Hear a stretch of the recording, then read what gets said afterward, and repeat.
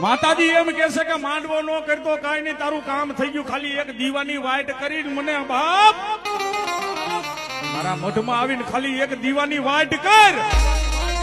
અને તારી દીવાની વાઈટ ને જો નવરંગો માંડવો માની લો ને તેથી ગડદરાની ઘાટ ની મને ખોડિયાલ ને ખોટ હોય બાબા.